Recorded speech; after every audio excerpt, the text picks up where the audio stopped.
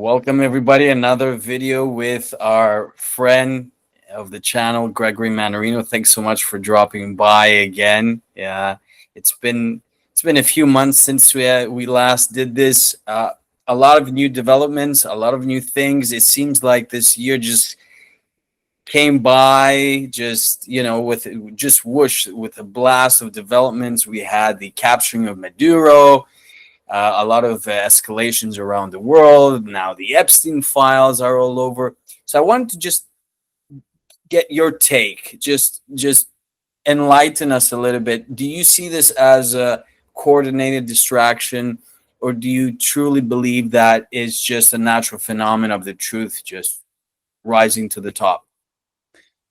I will say this, that if we were to look back on all of our past talks, it's all lining up exactly as we said it would. Look, man, it's too simple to connect the dots, all of it, and it's not going to stop. We're going to see this develop further and manifest itself as more malignancy throughout the entire malignant system. Again, it's really about a control mechanism. It's about people being forced to surrender their freedoms and liberties via a mechanism of confusion and fear propaganda. I mean, all the stuff we've been saying, it's just not going to stop. Mm-hmm. And with regard to, here in America, it really is accelerating as the hub for the world. And the world is watching, God is watching this whole thing come apart piece by piece. And it's, again, I think the dynamics of everything you spoke about, we've ever spoken about it. I mean, it's astonishing to look back on work that we've done and say, okay, you know what, look at what happened. It's actually following that exact trajectory. It's too simple, in my opinion, and you too, you get it more than, look, if I didn't believe, and this is a fact, that you got it, I wouldn't be here on your show. I'm being honest with you. I think you do, and I think you're an important figure out here, and people need to listen to what you have to say, because you possess a unique quality to understand what's happening, which is unfortunate for the vast majority of people who have no idea. They can't put the dots together. In fact, they don't even want to. They turn it off. And they become so overwhelmed with trying to survive in a rapidly deteriorating environment with the propaganda, deceptions, and look here, they shut it off. And all this does is give permission to those who are taking advantage of it all. Of course, this is not by accident. None of it is. It pushes people again into a kind of new paradigm in their own minds, and it's really again, it's so much bigger.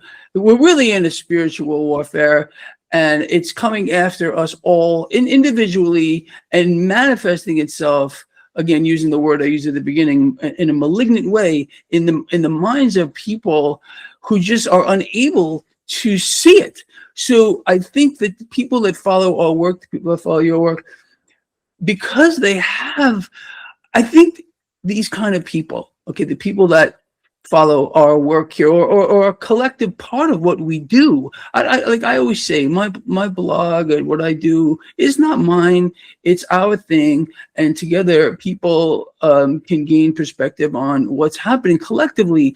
And I think the message is getting out there. That's why I'm so thankful for being on your show and talking to you as a guy who gets it. Thank you for your words. I appreciate that. Yeah, the analogy of connecting the dots cannot be, overstated here. It's just something that I think it takes time. But even with the Epstein files, all of our suspicions and old conspiracy theories that a lot of us did believe because of the research. I mean, I've been, since I was in high school, 20 years now, I was reading books like these, and people were thinking, this guy's crazy. What is he doing? He's 15, 16-year-old. I always found it very interesting because, you see now that all of these theories, all these conspiracies, and all of these acts that in the past were just murmurs are now just rippled across mainstream media and just being accepted. So it's interesting. Well, you know what? That's an interesting point. Being accepted. Why is that happening? In fact, I just wrote about this. Well, I've been talking about this for a while, but today I put a paper out talking about the mask and what lies behind the mask. And the mask terminology is something I've used for a very, very long time here. So what's happening here in the world, and especially here in America, it really comes down to what I call a moral inversion, where corruption is rewarded and even crimes of the highest possible order are covered up. This is a moral inversion, and people just go along with it to maintain the narrative. And it's an incredible thing. And it's a plague, it's a disease in a way that really infects people. And when that happens, they're unable to discern what's real from what's not real. Again, it thrusts them into a state of confusion, and then they're taken advantage of course, and they can't focus on anything else. And that's really what's happening here with the system. And the system itself is such a twisted thing. And it's really, and it's unfortunate that, again, who's responsible for it? Again, you could say, yeah, well, it's, we could point fingers at, well, it's this party, that party, this politician. But the fact of the matter is, if we, the people of the world, okay, just, allow a so-called, authority figures, headline, particular expert to determine what we're supposed to believe is true without, looking back on what is, again, behind it all, then who's really ultimately responsible? We are. So we're the ones who have to step up and say enough. And I think people are doing that, especially with this obvious, blatant Epstein file cover-up of the highest possible magnitude. I mean, not a single arrest. Really? Honestly? If you don't want to, it's unbelievable. But again, it's a moral inversion, and on a scale that is just epic, in my opinion. And it's why America especially is failing right now on the world stage, and the world is watching. It's an incredible thing to witness. To be witness to this today, to be living in this time now, it's quite an amazing thing. Yeah. I think aside from the horrors and the crimes and all the despicable, immoral acts, what is evident here is the network, the cabal, how well connected everybody is, almost from every single country. And you do see that right now in the US, there is that almost, it's like this silent depression where people, sure, there's a release valve where people are at least saying to each other, hey, I told you so, look at this, look at that. But at the end of the day, there's this silent depression of like, but what's happening? What's changing? Okay, we knew this. This is old news. This is kind of old news. What's happening? So yeah, and again, I mean, I pointed out this book, Confessions of an Economic Hitman, because I'm looking back at it because it reminded me of what happened with Venezuela, right? And Maduro's capture, and it talks about a lot of the things that you mentioned, manipulation of the currency. And not too long ago, we heard Scott Besson talk about how they drained the dollar in Iran in order to spark these protests. So utilizing the dollar as an economic weapon, like we've seen over the last few years. But I wanted to gather your take a little bit on the metals. We saw a tremendous rise in gold and silver. We saw also Bitcoin reaching all-time highs. And now we've seen a bit of a correction. What's your take there? Because I know these are one of your favorite plays. You often talk about how people should gather all three of them, and you're a proponent of that. What's your take right now with those? What do you think 2026 is going to bring for those three commodities? Look, I'm a long-term guy. I'm a macro guy. I think it's pretty obvious to people. Just people need to ask themselves a couple of questions. Number one, do they believe that currency devaluation is going to stop? Do they believe that artificial rate suppression is going to stop? Do they believe that vast debt expansion on a cosmic scale is going to stop? If your answer is no to those three things, well, then it makes it obvious as to what you need to do. You need to sidestep the system. And that means, again, taking advantage of the price action, at least to the downside. And I don't care where it goes. People should have been buying this stuff at the high, and they should be buying it here in this corrective phase that we're in right now. There's no price discovery here. Either, look, they're trying to. Eventually, we are going to see reality setting, because reality always is the truth, and it eventually will come about. With the price action here, that extreme run up in the assets you were just talking about, and now this drop here, I think is a golden opportunity in a way. Just keep buying, because the mechanism is not going to stop. And I don't think there's not a single person, not one, who is watching right now who thinks that is going to stop. It's going to manifest itself and become even more malignant. It's my word of the day on your show, by the way, as we move forward.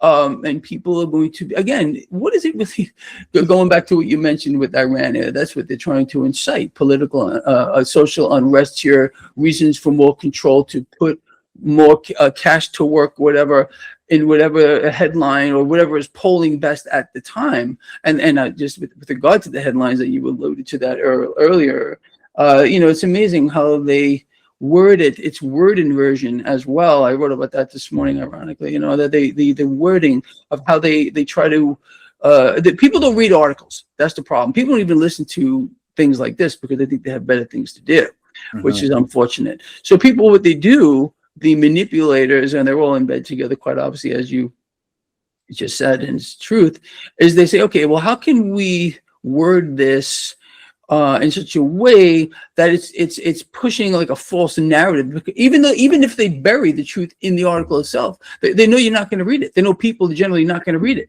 They're going to say, "Oh, I got all I needed to know out of the headlines."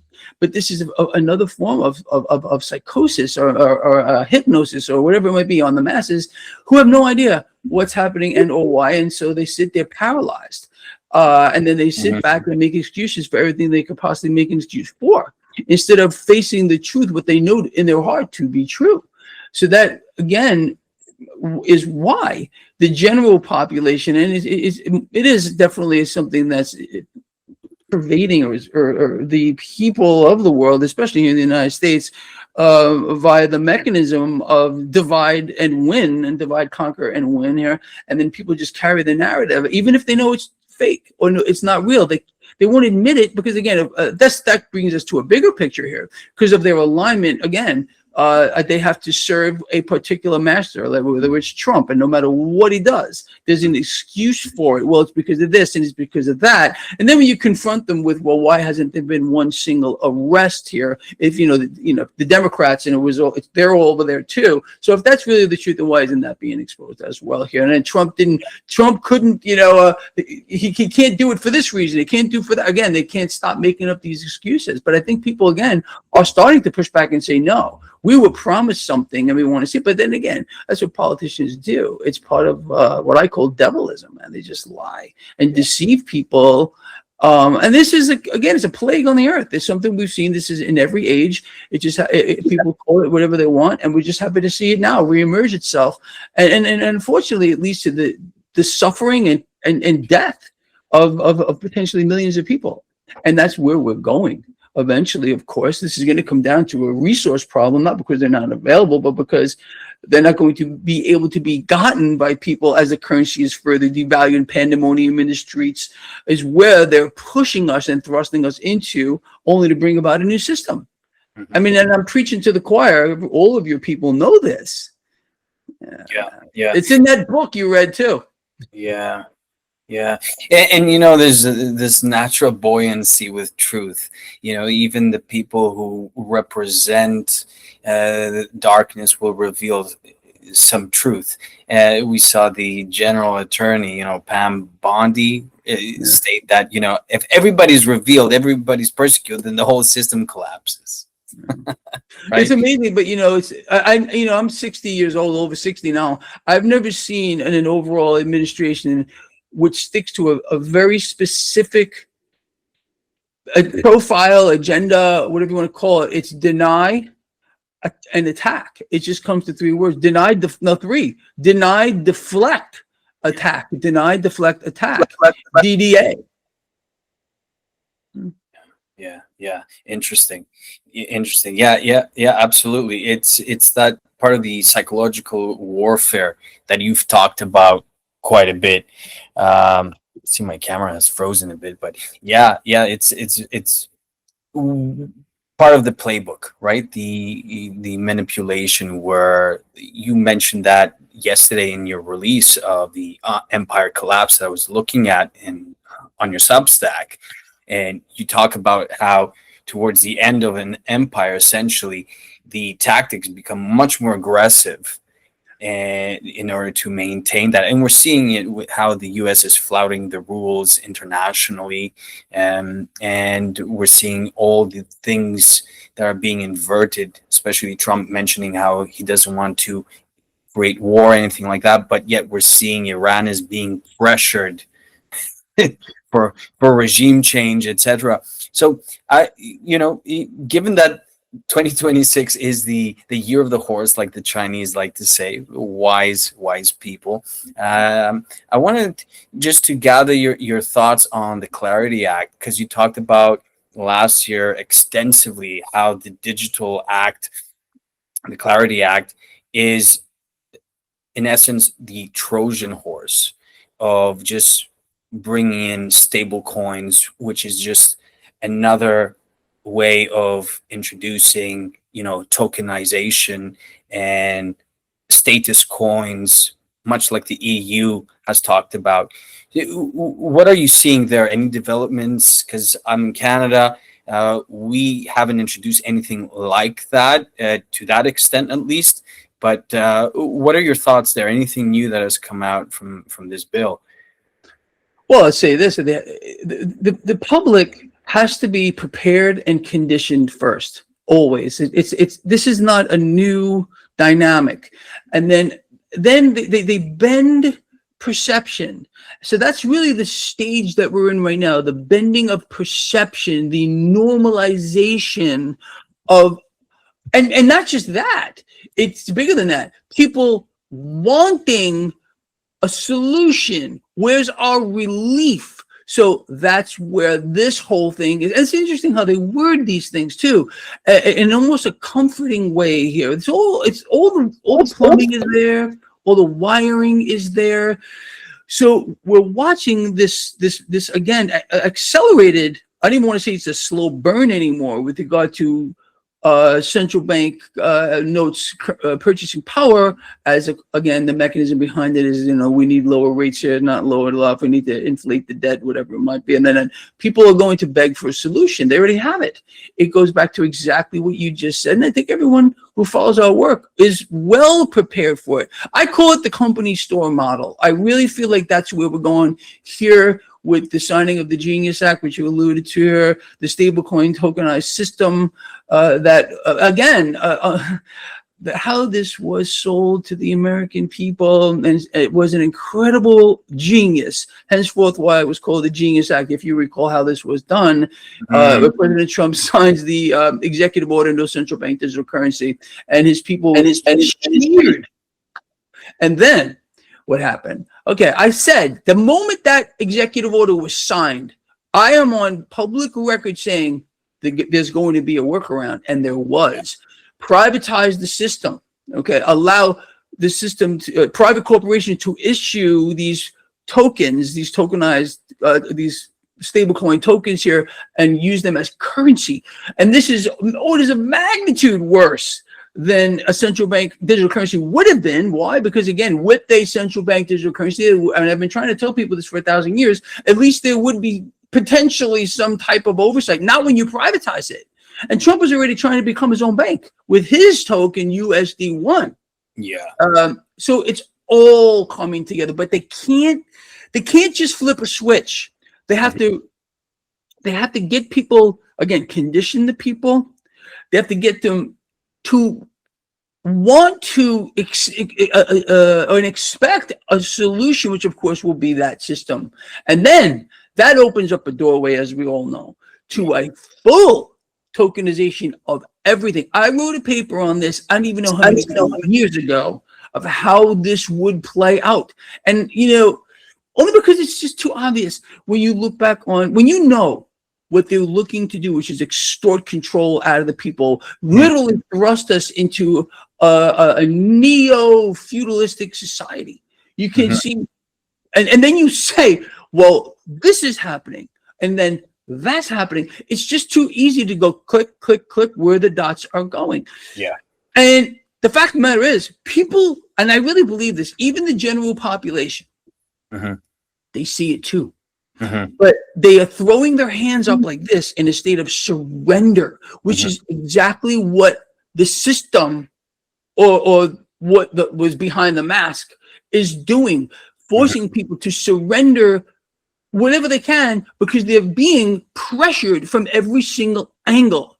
And they don't know what's right anymore. They don't know what's wrong anymore. They don't listen to their own spirit, their own heart anymore. Again, it's taking advice from this expert or that headline or whatever it might be. And that's what people, especially here in America, have devolved into drones or like zombified kind of things, who have lost their sense of who they are. And that again is another inversion, because then that comes is disconnect yourself obviously from the source, because that keeps you grounded. Yeah. Strip that away, and then people become literally an empty shell where they can put in whatever they want to. It's a crazy thing, but I really see this, and I know you do too, manifesting itself faster. There's a spiritual side, and you always bring it up, and it's so important to see, because things first start from the material aspect, and then they take shape and form. And I love how you describe the mechanics behind this and the psychology, but also the spiritual self. And we're seeing, talking about vassals, we've seen that in the Epstein files, how many people were used and abused and all of that, and losing that connection to the source that you bring up so much. I know that we're coming close to the half an hour mark, but I wanted to talk a little bit about AI, because I'm more and more executives, previous executives, tech giants, engineers are really describing the dangers of AI, not only just in terms of the takeover of jobs, but in terms of the characteristics that we're seeing, the dangerous characteristics. I was listening to an engineer stating that if ever the model is being told to shut down, to be shut off, not to operate, the model, meaning AI, responds with retaliatory notes, blackmailing, and throws almost like a tantrum, like extreme reactions of what it will do. Now, imagine that being in charge. It's quite scary to see, because all of the messianic movies that we saw in the past describing of a bleak future are almost coming to fruition here, right? And I wanted to ask you, because we're looking, a lot of companies investing so much money, billions into this, and we know that the profits are not going to come in. And we know that a lot of this is just, just a bull market narrative for AI. Do you think this year we're going to see AI being accelerated in our lives? Do you see something halting that? Because as much as we talk about the darkness, the light works as well. And I just wanted to gather your thoughts, because I know how spiritually in tune you are. Do you see something halting the progression of AI? I think what people need to become aware of what's happening with AI, and I don't think many people are even aware, AI is now talking to other AI in their own language. So the development here isn't that this is just a tool. It's something much deeper. And I'll tell you what my fear is mostly with this. I believe that people are going to become hyper dependent on it. And I think they're going to almost deify it. And that's what people tend to do. Like, for example, there were some people, and there still are, who deify Trump. They see him as a savior. I heard from a very long-term fan of mine, and, you know, I speak out against everything. I was not a fan of the Biden administration. I am certainly not a fan of the Trump administration either. And he said to me, MAGA is our only hope. That's a quote. And I said, dude, you've already been deceived.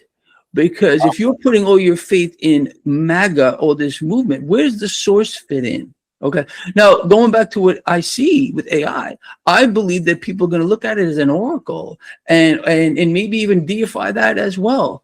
There's no question that people are going to lose their jobs. Many people are going to lose their jobs via this AI mechanism. People are going to welcome it. Corporations are going to push it.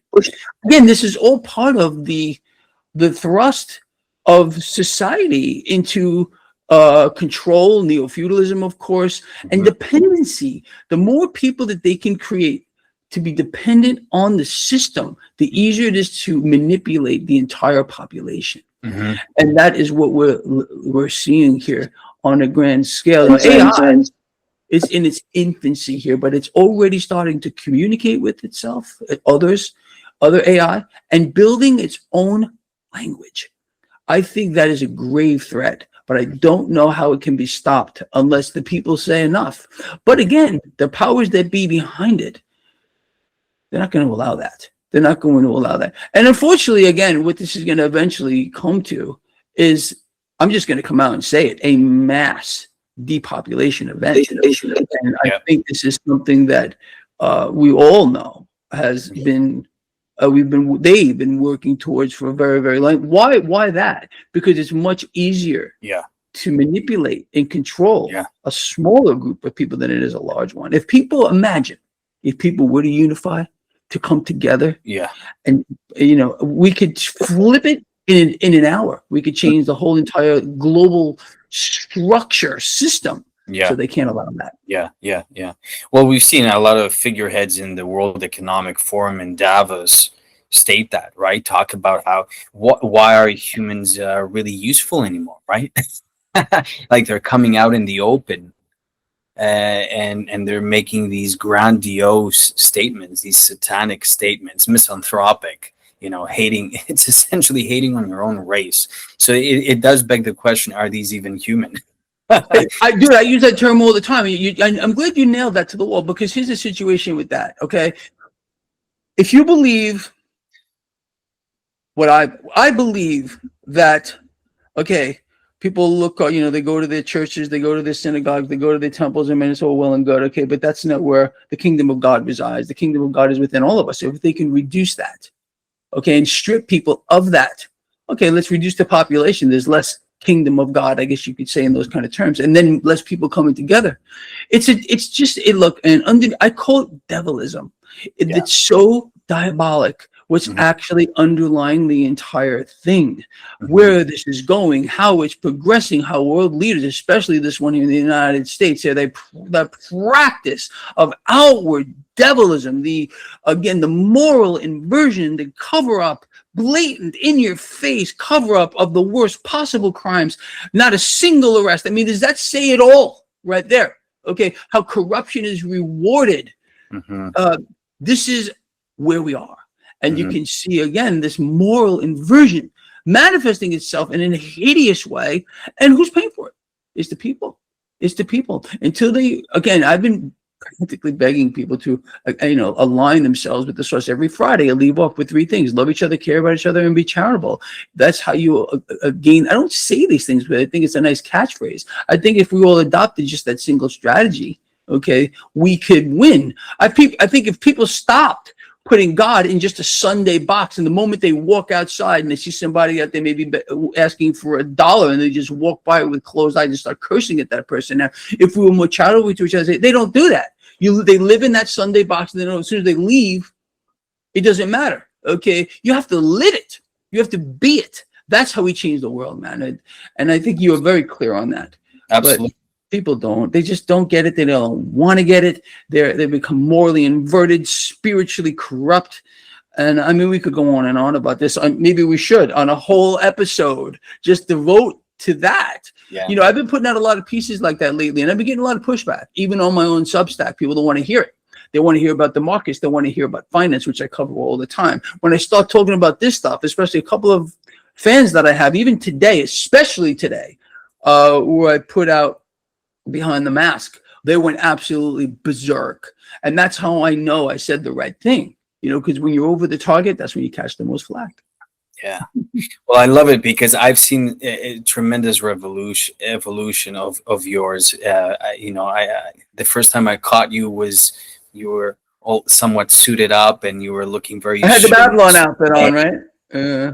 You did talk about markets and the mechanism behind that, but now you've evolved and you're touching into higher things. So it's like any of us, we're not stagnant here, right? Like even myself on the channel, I'm always reading, I'm always trying to evolve as well. And as time goes by, you're not going to be the same person. You're gonna reach your higher potential if you're always working on yourself, and that's very evident in your work as well. And that's what I appreciate. So I appreciate you saying that, because it's true, man. You know, the more you align, the more things become clear to you, and that becomes more like reflective. I mean, like here, I'm wearing all this. I got this is I call blessed up. You know, I'm blessed up today. So, you know, you follow that and you look at yourself and say, look, man, I'm blessed up. I'm aligned. It's not just the way I look, it's the way that I am, you know, and then everything starts to click together as well. If we maintain that, you know, however blessed up means to you. Okay. This is me as a person who follows Rastafari. This is what I feel is truth to me. It doesn't necessarily mean it's truth to anyone else. I want people to make up their own minds and develop their own personal relationship with God. And I don't think personally you get that from a dogmatic kind of ritualistic kind of, you know, you follow this or not, or else, you know, kind of a mentality. And again, it comes down to how people connect on an individual basis with the source, which is more, I would say, of a spirituality than, let's say, a dogmatic, you know, ritualistic type of strict, you know, religion. And I'm not saying that's wrong. I'm just saying, for me, this is how I find it, and it's become what Rasta calls livity. It's your life. It's everything about your life, and what you say and what you do. It tries, at least, or attempts to follow that alignment. And look, man, we're all human, so we all get pushed off once in a while in our wording and the language. And you know, I'm working on making myself a better person every single day, and it's going to be obviously a never-ending battle up until the day, you know, that God calls me home. But look, guys, we're all of us here listening. We're working on it, right? And I think that everybody here listening can connect to that. I really, I would say not everybody, but I would say probably 99% of the people. And the ones that don't, they should really think about why. Why do they feel threatened by this? And I don't know, maybe that alone is in and of itself a revelation. This phrase came to mind right now as you were talking, reaching for the sun, right? That's we want to stretch towards there, and that's beautiful. And I think that when people align themselves spiritually with the source, with God, with oneness and the creator, you see the inversion of the opposite side, and things become very clear because your gut instinct tells you this is wrong, that is wrong, you know, way before the mind really reflects on it. So that's beautiful, man. Well, I totally enjoyed this episode. I know our people who are watching are gonna enjoy it. I've gotten tons of comments, and I do want to say thank you so much, because you really have helped this channel grow quite a bit. I've received so much love from the US and I love it, you know. Dude, you know what, it's not me. It's not me. It's, you know, it just is about alignment, man. And we're aligned, and people, you know, going back to my old friend Greg Hunter, which kind of disappeared off the map. You know, people know the truth when they hear it, and the truth just spreads. It can't be stopped. There's going to be a lot of roadblocks, of course, and many people are going to try to, get you off that alignment because they don't want you there. Yeah. But the more that you align, the more things come out and the more people connect. And that's really what it's all about in my view. Of unity, of oneness. And if we can just oneness with, unity of the people and oneness with the source. And that is the probably, and no Rasta has the authority to speak for another Rasta. There's no dogma, there's no church. It's really a spirituality. It's not, I don't really think of it as a religion because, again, there's no dogma here, but it's about unity of the people and oneness with the source. And that's I think if we all adopted that, we really could change the world overnight. That's a beautiful note. And with that, I guess we'll close this episode. So thanks so much, Gregory. It's been a pleasure. I really enjoyed this talk with you. Always multifaceted. We're touching on the markets a little bit, political, spiritual side of things. I love it. This is beautiful. And yesterday was Family Day, so happy Family Day. I hope you spend some time with your family and enjoy that time. So thank you, everybody. I hope you guys had a good long weekend, and we'll see you soon. All the best. Thank you, guys. All right.